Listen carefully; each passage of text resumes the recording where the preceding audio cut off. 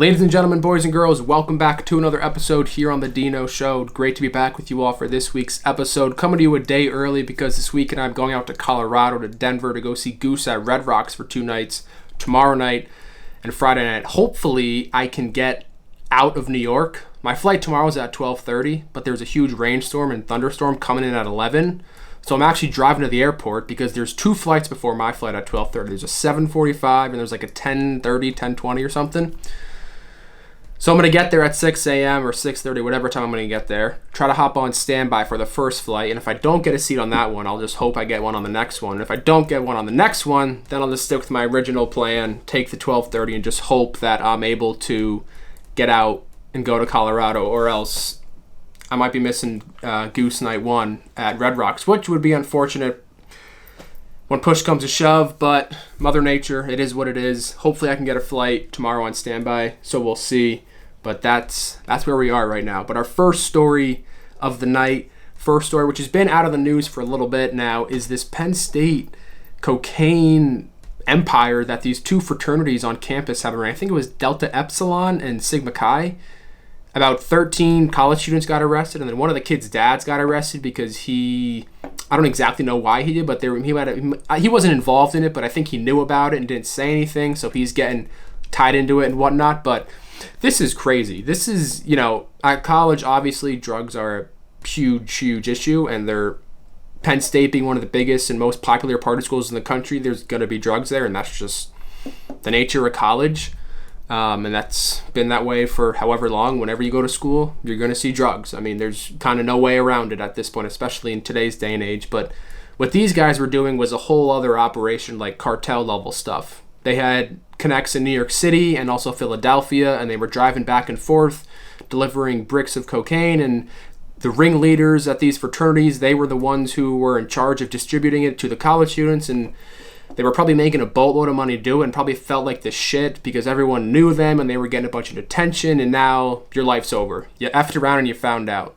My whole thing is, like, why do people get involved with this? Why, when you go to college, especially the pledges, like a lot of the pledges were the ones who were cutting up the bags and they were the ones distributing it.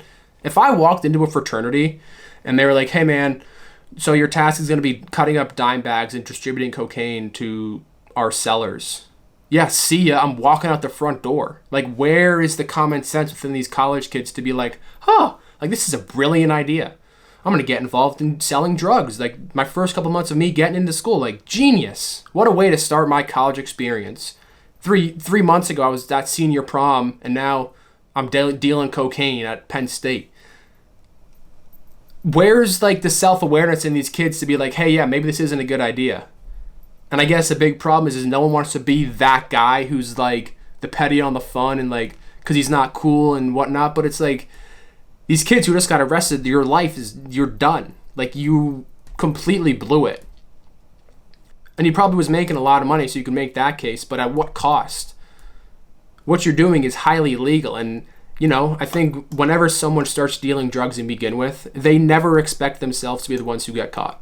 Oh, I'm smarter than the cops. I'm outsmarter than these people. I know how to do it better than everyone else. I'll never get caught. Because if you did think you would get caught, you wouldn't start. But everyone thinks who gets involved in this type of market in the world, they're like, yeah, man, I'm better than all these people. Or I know the ins and outs. I would never get caught. I'm way smarter than all this. Nope, you're not. You're really not.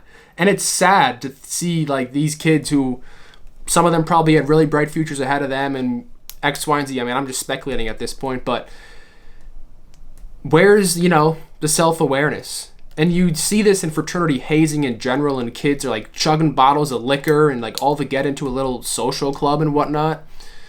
It's like at some point you have to draw the line. You have to be the one to stick up for yourself. But it's hard to do because you don't want to be seen as this guy's a pussy and everyone's going to call you a pussy and whatnot. At the end of the day, it's your choice and do whatever you want with your life, but don't be dealing cocaine in college because that's just a one-way ticket to fuck up your life. And these kids probably are destroyed now.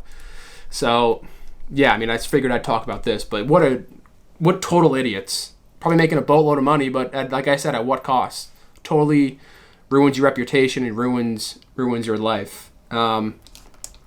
So I have one other topic that I'm going to talk about, but that's going to be at the end of the show because it's a poem I want to read you guys, which is a really interesting poem. It's really cool. Good listen. But I'm going to get into 2 questions that I got from you guys today. One of them coming from Brownie. Dude, I'll see you tomorrow. Let's go. What song do you want to hear Goose play? You have to pick one song. So unfortunately, the song that I haven't seen live from Goose and all the shows I've been to that I really wanted to see live was Jedstone. They played that about 2, I think, or 3 nights ago when they were in Montana. So my hopes of Jedstone being played ruined, which sucks because I really wanted to hear it at Red Rocks. But they also played Into the Mist then, which I wanted to hear Into the Mist because I've never heard that live. But another song that I would really like to hear would be Atlas Dogs. That song rips. It's like a 15, it could be like a 20-minute jam. So if they play Atlas Dogs, that would be great. But if not Atlas Dogs, I would want to hear Strange Overtones. It's a total vibe song, just good melody, good melody. Now, those are for Goose songs. In terms of covers, we'll get a little outside the box here, but I've heard them say Pumped Up Kicks. That was a great cover they did when I saw them in Westville. So if they play that, that would be sweet, especially at Red Rocks. Just get the energy going. Maybe a Yeti into Pumped Up Kicks, backed into Yeti. So Pumped Up Kicks, Amongster, which is another great vibey song. They played Running Up the Hill a couple nights ago. They always cover that well. Maybe a Cheeky Dead song like Mississippi Half Step. They've covered that a couple times, but they don't really cover too much of the Dead. But another really good one is State of the Art, AEIOU, by I think Jim James. They've covered that a fair amount. They haven't played that in some time, so if we get an encore or State of the Art just throughout the 2 shows, wouldn't be surprised if we get one of those. But I'm really looking forward to it. I really hope they play Atlas Dogs. They have not played that in a minute. Or Factory Fiction, like I said. So those are my songs for the show, and I really hope that I hear at least a couple of the songs that I just mentioned. But for one song, like you said, just one, Atlas Dogs. That's the one I want to hear. Yeah. And while we are on the topic of music, got a question for Pops. Shout out to you, Dad. And here we go. This is a good one. You woke up and discovered you were in a band. First question, what is the name of your band and why? What is the name of my band? Gringos. The Gringos. Don't know why. I heard the word Gringos and that's the first thing that came to mind. So I think Gringos. The Gringos. That's just like a funky, groovy name. The Gringos. So we're naming it Gringos. Second question, what instrument do you play? Guitar. I've tried to play the guitar every now and then. I've gotten really into it, and I'm going to learn the guitar, and I start playing it, and then I play it for like a month and a half, 2 months, and I stop playing, which is bad because I love guitar. I love people that are really good at guitar. It's an amazing thing. So I'd play the guitar.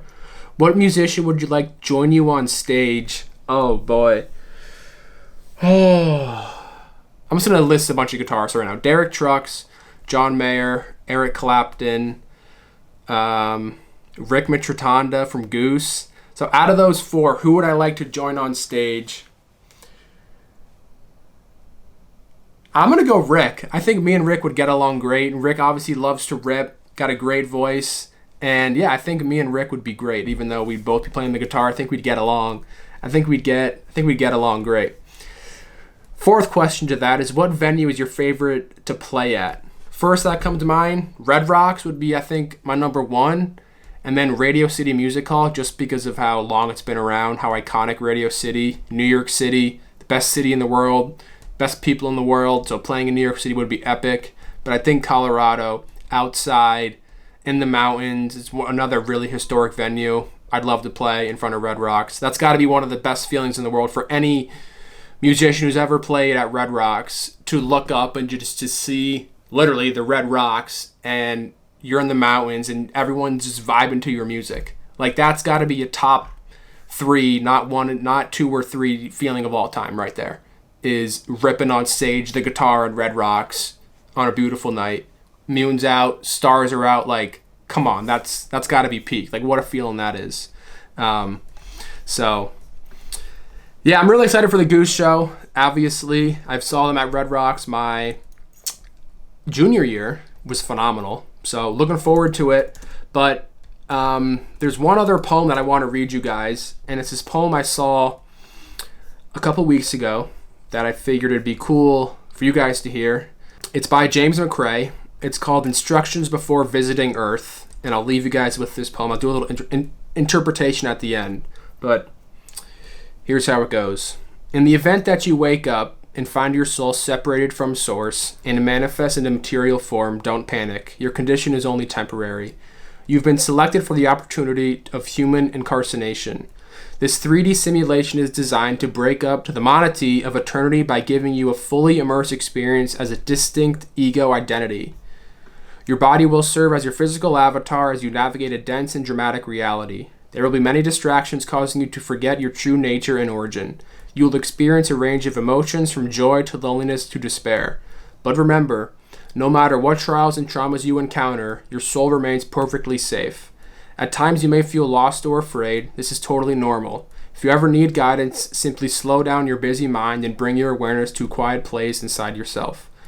On this planet, nothing is permanent. People and things will come and go. You will fall in love and form sentimental attachments only to lose everything you hold dear. So cling to nothing too tightly, even yourself. And when it's time to let go with grace, for nothing is owned, only borrowed. As you walk among the people on the planet, try to be a good guest. Tread lightly. Remember that you are only visiting. Don't make a mess. Listen more than you speak. Give more than you take. Don't keep your soft heart locked inside a glass cage, protected from wear and tear. You'll never make it out alive, and time passes quickly. So come back with some battle scars and good stories to tell.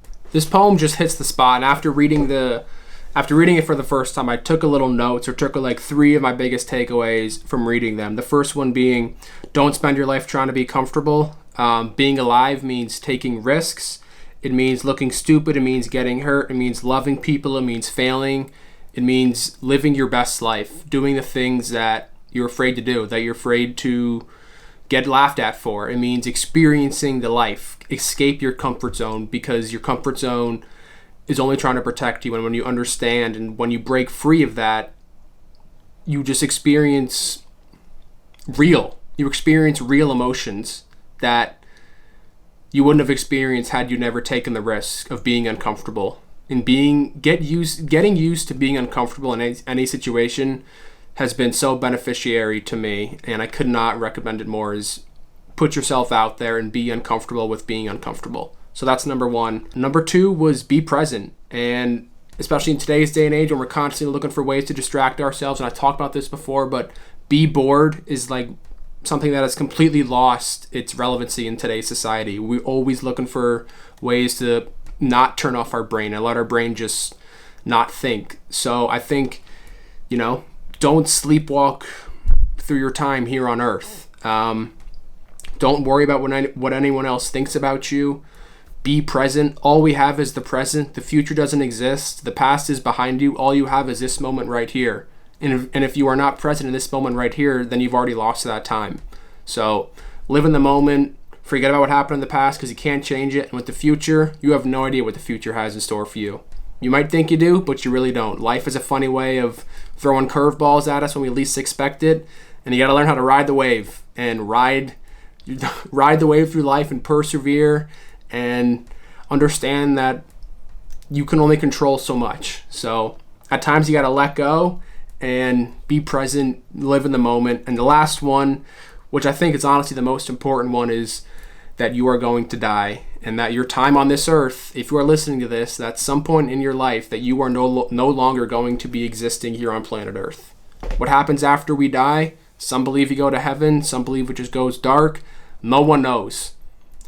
I wish I could tell you. I have no idea what happens when we die. If I had to guess, I think your soul is still alive in some way. I want to say that you're not conscious, but your soul still lives on. I don't know, though. And people look at death as something that's depressing and it's something that's dark, which, yeah, it is. Death is tragic and death is sad, especially unexpected ones. But I think death is what gives life urgency. Death is what gives life meaning. Because if, you just kind of lived every day like, man, like I'm going to guarantee live until I'm 80, like then there wouldn't be as much urgency. Death is what makes people go after things that they want to. It gives your life a timeline that you don't even know. That is when it's your time to die. And everyone has plans to live until they're 80 and die peacefully in their sleep and all that stuff, but None of that's possible, man. You could wake up tomorrow and be sick and have cancer. You can get cancer in 6 months from now. You have no idea. Something that will change your life is before you go to bed every night, tell yourself that, all right, this was my last day here on planet Earth. Like, this is it. Because you don't know. You may go to bed thinking, oh, I'm just going to wake up tomorrow, and you may never wake up again. Don't be so afraid of death. Yes, it's unknown. Who knows what happens, but our brain can't process what happens after death. All death does is give life urgency. And if you live with urgency and continue to pursue your goals, pursue the best version of yourself, and give your best every single day, you're going to be set off on a really good life. So I'll leave you guys with that. I figured that was a good message to leave this show on. And hopefully I catch my flight for tomorrow. Maybe I got on an earlier one, but all in all, I'm excited for the weekend. Hope you guys enjoyed this episode of the DEANO Show. If you are new here, subscribe. And I will see you guys in next week. Next week, we will be back on Thursday, so look out for that episode. Goose, here we come. Colorado, we're coming back, and I will see you guys in next week's episode. Peace out.